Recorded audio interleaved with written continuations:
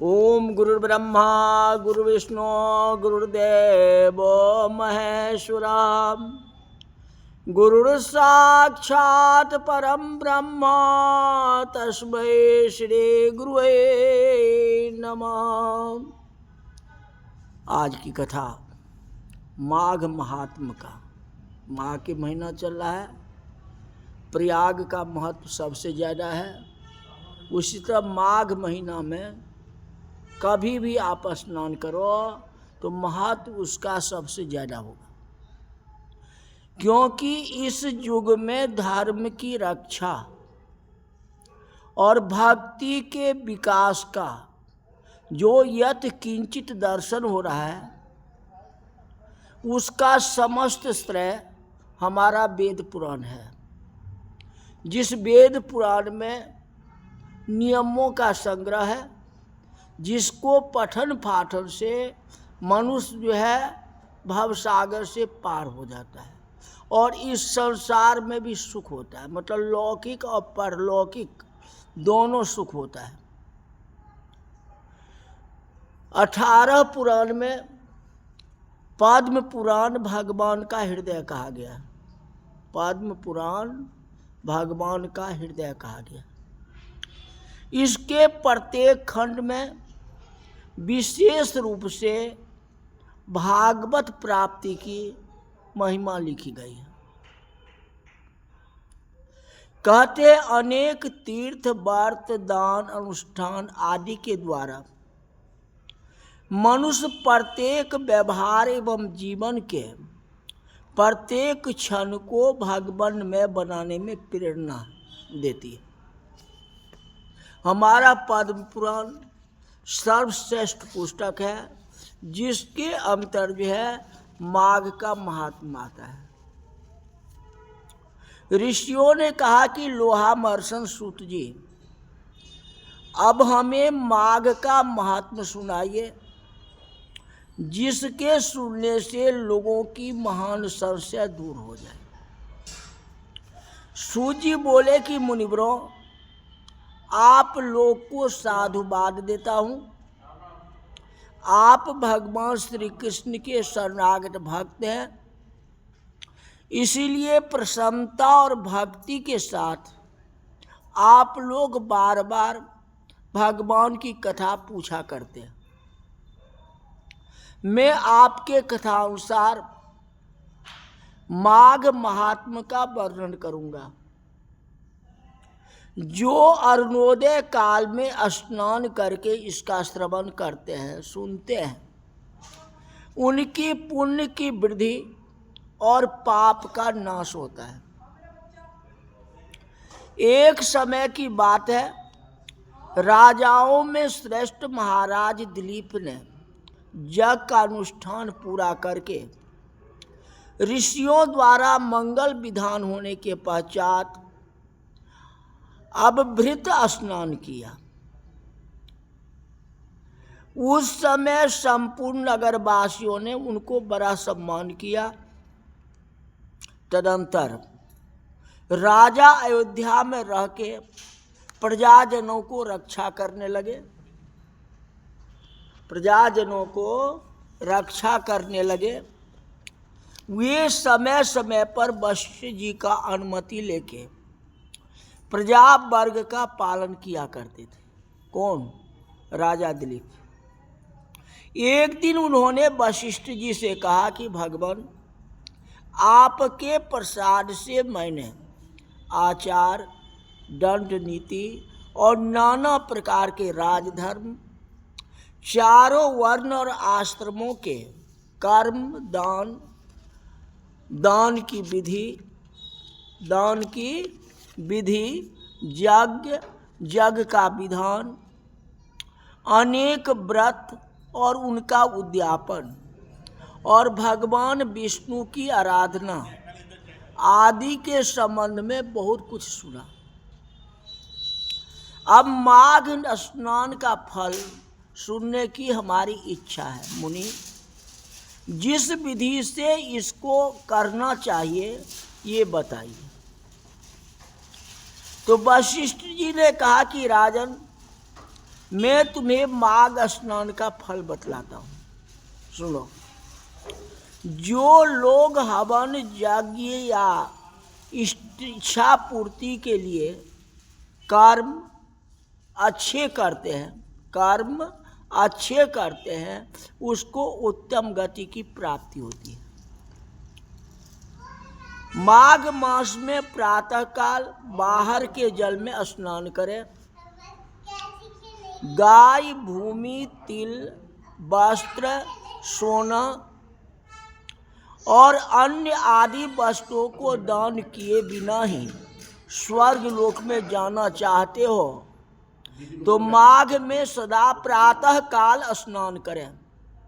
जो 3 रात तक उपवास, कृच्छ और पराग आदि व्रत के द्वारा अपने शरीर को सुखाए बिना ही स्वर्ग पाना चाहता है, उन्हें भी माघ में सदा प्रातः काल स्नान करनी चाहिए। वैशाख में जल और अन्न का दान, कार्तिक में तपस्या और पूजा की प्रधानता है और माघ में जप, हवन, दान, ये तीनों बात की विशेषता है। जिन लोगों ने माघ में प्रातः स्नान, नाना प्रकार का दान और भगवान विष्णु के स्तोत्र का पाठ करता है, वे दिव्य धाम में आनंद पूर्वक निवास करते हैं। प्रिय वस्तु का त्याग और नियमों के पालन से माघ सदा धर्म का साधक होता है और अधर्म को जड़ से काट देता है। यदि सकाम भाव से माघ स्नान किया जाए तो उससे मनोवांछित फल की सिद्धि होती है और निष्काम भाव से स्नान आदि करने पर वह मोक्ष देने वाला होता है। निरंतर दान करने वाले, वन में रह के तपस्या करने वाले और सदा अतिथि सत्कार से संलग्न रहने वाले पुरुषों को जो दिव्य लोक प्राप्त होते हैं वही माघ स्नान करने वाले को मिल जाते हैं। अन्य पुण्य से स्वर्ग गए हुए मनुष्य पुण्य समाप्त होने पर वहां से लौट आते हैं, किंतु माघ स्नान करने वाले मानव कभी वहां से लौट करके नहीं आते हैं, लेकिन भावना शुद्ध होना चाहिए। माघ स्नान से बढ़ करके कोई पवित्र और पापनाशक व्रत नहीं है, इससे बढ़ के कोई तपस्या नहीं है, इससे बढ़ करके कोई महत्वपूर्ण साधन नहीं। यही परम हितकारक है, तत्काल पाप को नाश करने वाला है। महर्षि भृगु ने मणि पर्वत पर विद्याधर से कहा था, जो मनुष्य माघ के महीने में जब उषा काल की लालिमा बहुत अधिक हो तो गांव से बाहर नदी या पोखर में नित्य स्नान करना चाहिए और पिता और माता के कुल के 7 पीढ़ियों को उद्धार करने के लिए तर्पण इत्यादि करना चाहिए, जिससे उन्हें स्वर्ग की प्राप्ति होती है। दिलीप ने पूछा कि ब्रह्म ऋषि भृगु ने किस समय मणि पर्वत पर विद्याधर को धर्म उपदेश दिया था, बताने की कृपा करें। वशिष्ठ जी बोले कि राजन, प्राचीन काल में एक समय 12 वर्ष तक वर्षा नहीं हुई, इससे सारी प्रजा उद्विग्न और दुर्बल होकर के 10 दिशाओं की ओर चली गई। उसी समय हिमालय और विंध्य पर्वत के बीच में प्रदेश खाली हो गया। स्वाहा, स्वधा, वखटकार और वेदाध्ययन सब बंद हो गए। समस्त लोक में उपद्रव होने लगा। धर्म का तो लोप हो ही गया था, प्रजा का भी अभाव हो गया। भूमंडल पर फल, मूल, अन्न और पानी का बिल्कुल कमी हो गई। उन दिन नाना प्रकार के वृक्षों से आच्छादित नर्मदा नदी के रमणीय तट पर महर्षि भृगु का आश्रम था।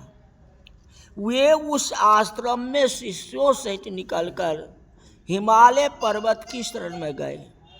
वहाँ कैलाशगिरी के पश्चिम में मणिकूट नाम का पर्वत है, जो सोने और रत्न का बना हुआ है। उस परम रमणीय श्रेष्ठ पर्वत को देख के अकाल प्रीत ब्रह्म ऋषि भृगु का मन बहुत प्रसन्न हुआ और उन्होंने वहीं अपना आश्रम बना लिए। उस मनोहर शैल पर वन और उपवनों से रहते हुए सदाचारी भृगु जी ने दीर्घ काल तक भारी तपस्या की। इस प्रकार जब ब्रह्म ऋषि भृगु जी वहाँ अपने आश्रम पर निवास करते थे, तो एक समय एक विद्याधर अपनी पत्नी के साथ पर्वत से नीचे उतरा। वे दोनों मुनि के पास आए और उन्हें प्रणाम करके अत्यंत दुखी हो एक ओर खड़े हो गए। उन्हें इस अवस्था में देख के ब्रह्म ऋषि मधुर वाणी से पूछा कि विद्याधर, प्रसन्नता के साथ बताओ, तुम दोनों इतने दुखी क्यों हो? तो विद्याधर ने कहा कि दुष्श्रेष्ठ, मेरे दुख का कारण सुनिए। मैं पुण्य का फल पाकर के देवलोक में गया। वहाँ देवता का शरीर, दिव्य नारी का सुख और दिव्य भोगों का अनुभव प्राप्त करके भी मेरा मुंह बाघ सा हो गया। न जाने किस दुष्कर्म कैसे मेरे बाघ जैसा मुंह हो गया। यही सोच सोच कर मेरे मन को कभी शांति नहीं मिलती है। कहते हे ब्राह्मण, एक और भी कारण है जिससे मेरा मन व्याकुल हो रहा है। मेरी कल्याणमयी पत्नी बड़ी मधुर भाषणी और सुंदरी है। स्वर्ग लोक में शील, उदारता, गुण समूह और यौवन की संपत्ति द्वारा इसकी समानता करने वाली एक भी स्त्री नहीं है। कहाँ तो वह देवमुखी सुंदरी रमणी और कहाँ मेरा जैसा बाघ जैसा मुख है। ब्राह्मण, मैं इसी बात की चिंता करके मन ही मन सदा जलता रहता हूँ। भृगु जी ने कहा कि विद्याश्रेष्ठ, पूर्व जन्म में तुम्हारे द्वारा जो अनुचित कर्म हुआ है वह सुनो। निषिद्ध कर्म कितना ही छोटा क्यों न हो, परिणाम वह भयंकर हो जाता है। तुमने पूर्व जन्म में माघ के महीने में एकादशी को उपवास करके द्वादशी के दिन शरीर में तेल लगा लिया था। इसी से तुम्हारा मुंह व्याघ्र के जैसा हो गया।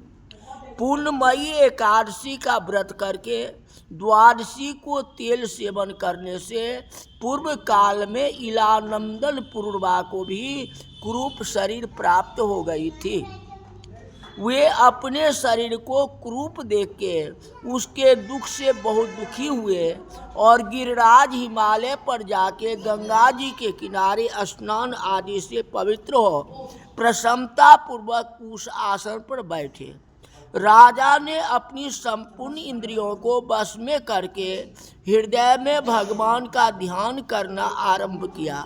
उन्होंने ध्यान में देखा भगवान श्री विग्रह नूतन नील मेघ के समान श्याम है। उनके नेत्र कमल दल के समान विशाल है। वे अपने हाथों में शंख, चक्र, गदा और पद्म धारण किए हुए हैं। उनका अंग पीतांबर से ढका हुआ है। वक्ष स्थल में कौस्तुभ मणि अपनी प्रकाश को फैला रही है। गले में वनमाला धारण किए हुए हैं। इस प्रकार हरि का चिंतन करते हुए राजा ने प्राण वायु के मार्ग को भीतर ही रोक लिया और नासिका के अग्रभाग दृष्टि से जमाए, कुंडलनी के मुख को ऊपर उठा के स्वयं सुषुम्ना नाड़ी से स्थित हो गए। इस तरह 1 मास तक निराहार रह करके उसने तपस्या किया। कितना दिन तक तपस्या किया? तो 1 साल तक। अब तपस्या का क्या फल मिलेगा वह कथा कल बताएंगे। आज की कथा यही तक रही। बोल वृंदावन बिहारी लाल की जय।